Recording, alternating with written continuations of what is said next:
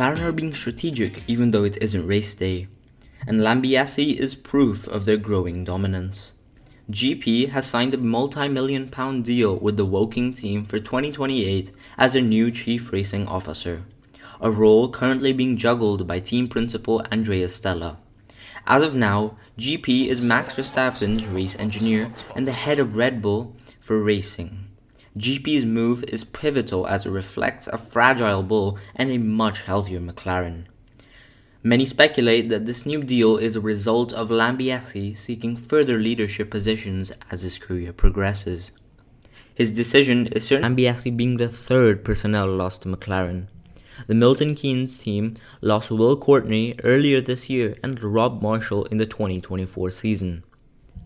While Red Bull is still reeling from this development, for McLaren this move solves three problems: a more balanced workload, long-term immunity, and finally a new hire that reflects their core values. The first of these gains come from Andrea catching a much-needed break. At the moment, Stella is the team principal and chief racing officer for McLaren.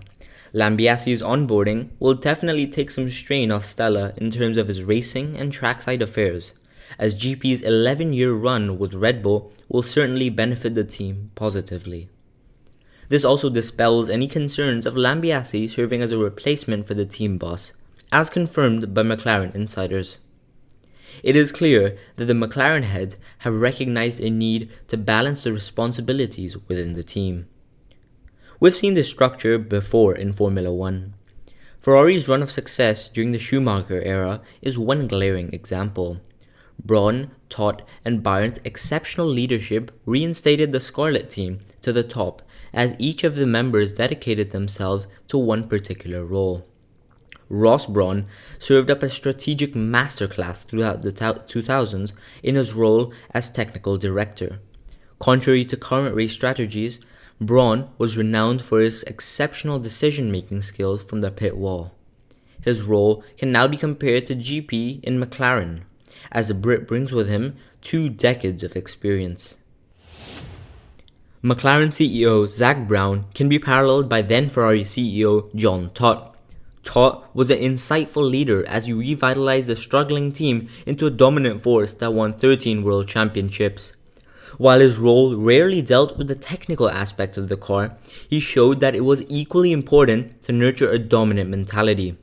Back to the present, Zak Brown relays this spirit as he's always seen speaking with the drivers in a positive yet hungry tone.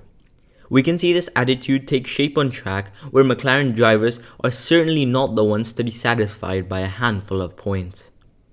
And now coming to the factory side of the business, Rory Bryan and Andrea Stella. While maintaining strong team unity is essential, what is even more fundamental is having a fast car to work with. Bayern's design principle focused majorly on improving current ideas, while his competitors were trying to rethink the whole car. His decision paid off, as the F1 2000 lineup is considered to be one of the most dominant periods in F1, with the Ferrari team winning 88 races. Andrea Stella is definitely a reflection of these traits, as the team that he spearheads enjoyed massive performance gains during the hybrid era against the Red Bull.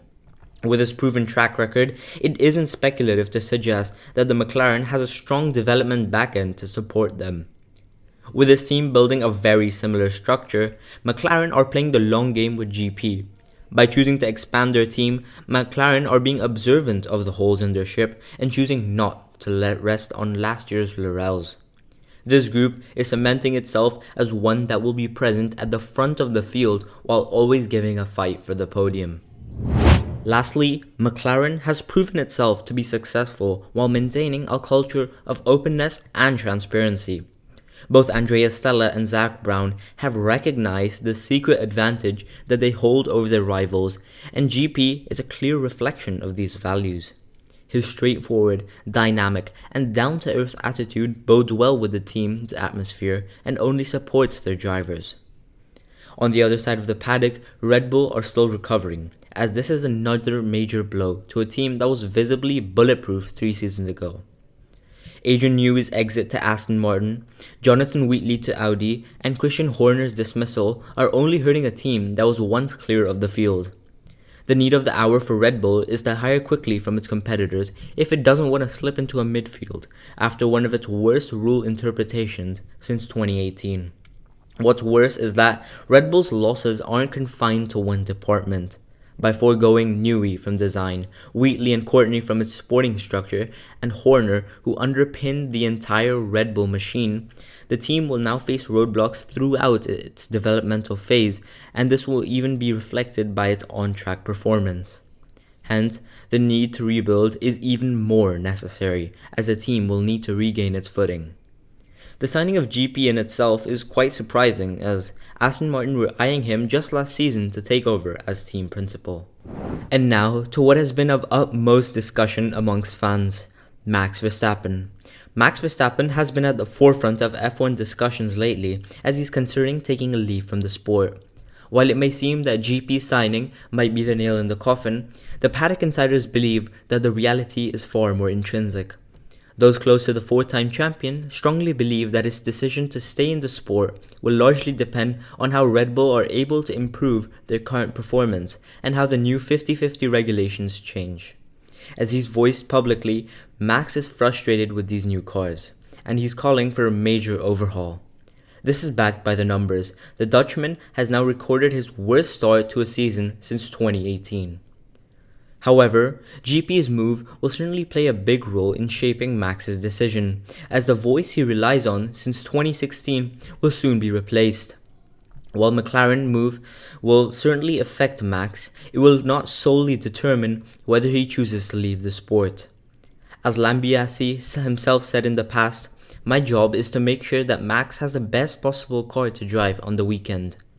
As GP himself exits the team, Max's connection to the car is fundamentally changing, as his new race engineer might not have the same connection with him, and therefore Max may not be able to effectively communicate concerns regarding the car. You know what that is? Simply lovely.